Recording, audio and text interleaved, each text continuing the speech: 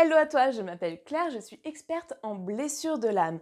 J'ai aidé de nombreuses femmes dans leurs relations à elles-mêmes, mais leurs relations aussi aux autres. Et aujourd'hui, je tiens particulièrement à parler de mon top 5 dans les relations avec nos parents toxiques. Alors je t'invite à t'installer confortablement et nous allons débuter ce top 5. N'hésite pas à mettre cette vidéo sur pause et à noter les conseils. Bien sûr, tu peux retrouver chacun de mes conseils sur ma chaîne Instagram, sur Facebook, sur mon site internet et bien sûr, tu peux commencer déjà à guérir de tes blessures et à rayonner avec mon coaching gratuit qui est sous cette vidéo. Non mais tu veux vraiment faire cette formation? Franchement, elle est à chier. Je sais même pas pourquoi tu ferais ça. Enfin, franchement, je te vois pas du tout là-dedans. C'est n'importe quoi. Dans cet extrait, ton parent te critique. Il est critique sur tout ce que tu fais de ta vie. Quoi que tu fasses, il aura toujours quelque chose à dire comme quoi c'est nul, c'est pourri. Et tu ne devrais pas le faire. Et il n'y a que les nuls qui font ça. Bref, tu as compris, c'est la blessure de trahison.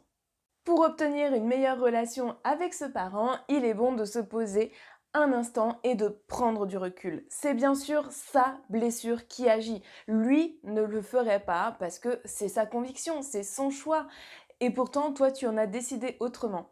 Pour autant, tu ne dois pas te priver de faire ce que tu as envie de faire juste parce que ton parent te dit que c'est pas forcément ce qu'il aurait choisi pour toi ou que tous les gens nuls font ça. Ça ne change rien à qui tu es, mais lui, ça veut juste dire que sa conviction est différente de la tienne.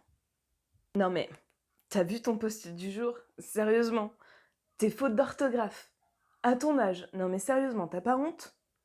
Alors dans cet extrait, ton parent se moque délibérément de toi ou ne cherche pas véritablement à t'aider, il cherche juste à se moquer, à t'humilier. Et qui dit humiliation dit blessure d'humiliation.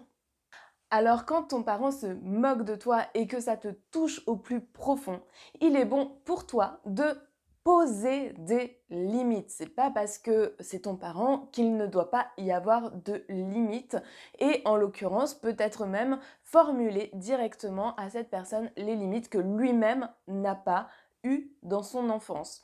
Tout simplement expose que tu as des valeurs et que peut-être tu n'as pas besoin ni envie d'entendre son humiliation et que si c'est ainsi, peut-être que tu prendras beaucoup plus de recul avec lui ou elle. Je t'invite donc à poser dès à présent tes limites. Ah ouais, tu vas faire ça, mais t'as pas peur? Non, parce que tu sais, s'il se passe ça, ça va être compliqué pour toi à gérer. Enfin, franchement, je sais pas si tu t'engages dans la bonne voie. Enfin, je te le dis, hein, parce que il se pourrait se passer tellement de choses. Alors ici, ton parent est déjà très anxieux et va chercher à te refourguer ses plus grandes peurs. Attention, attention, attention. Oh là là, ça pourrait se passer comme ça, c'est terrible. Et oui, et tout ça, c'est la blessure d'abandon qui agit de cette manière-là chez ton parent.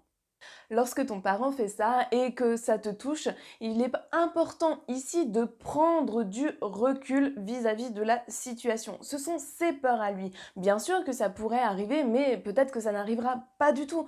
Et si tout se passait bien, finalement, fais selon tes envies. Si au-delà de la peur, tu as quand même envie de le faire, c'est que tu dois y aller, c'est que véritablement tu dois aller de l'avant et t'épanouir. Pense-y, pose-toi cette question. Au-delà de la peur, est-ce que j'ai envie de le faire? Et là, tu auras ta réponse sans les peurs de ton parent. Ah, c'est toi? Ouais, mais non, mais là, je suis avec ta sœur, donc je suis désolée, mais franchement, j'ai pas le temps de te parler, hein. On se rappelle plus tard? Ouais, salut. Alors ici, ton parent te fuit littéralement, hein. Il passe son temps avec quelqu'un d'autre où il va dire qu'il n'a pas le temps, il n'a pas le temps de te recevoir, il n'a pas le temps de t'avoir en appel et du coup, il te rejette. Il fuit quelque chose par rapport à toi. En tout cas, ici, c'est bel et bien la blessure du rejet qui est en action. Alors là, il est bon de savoir que ce n'est pas toi qui as cette blessure, mais c'est l'autre personne et que tu ne peux absolument rien y faire.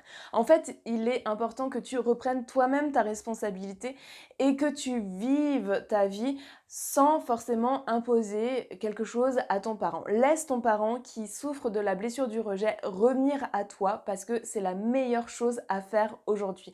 Ça ne veut absolument rien dire de toi, ça veut juste dire que c'est une personne fuyante et que dès qu'elle aura envie, en tout cas dès qu'elle voudra, tu seras disponible et disposé à partager du temps avec lui.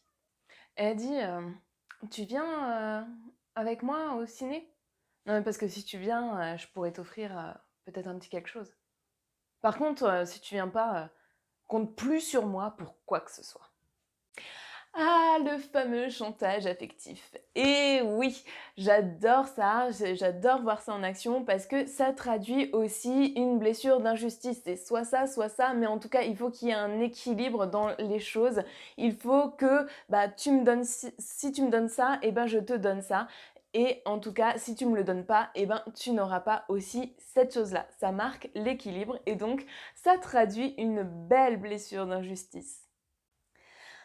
Alors sache que tu n'es pas obligé, mais alors pas du tout obligé de répondre à cette blessure d'injustice et au chantage affectif. Au contraire, ne donne pas d'importance à ce chantage affectif. Le mieux dans ces situations-là, c'est carrément de s'éloigner de ce chantage et de ne pas y prendre part. Laisse la personne se raisonner elle-même, réfléchir à son comportement et toi, prends des distances et prends soin de toi parce que ça peut être très contrariant et te faire véritablement souffrir.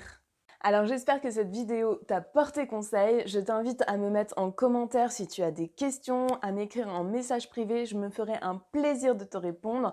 Et bien sûr, à participer au coaching gratuit qui t'aidera dans tes relations aux autres et à mieux te connaître aussi. Je te souhaite une très belle journée, un bon dimanche et à la semaine prochaine.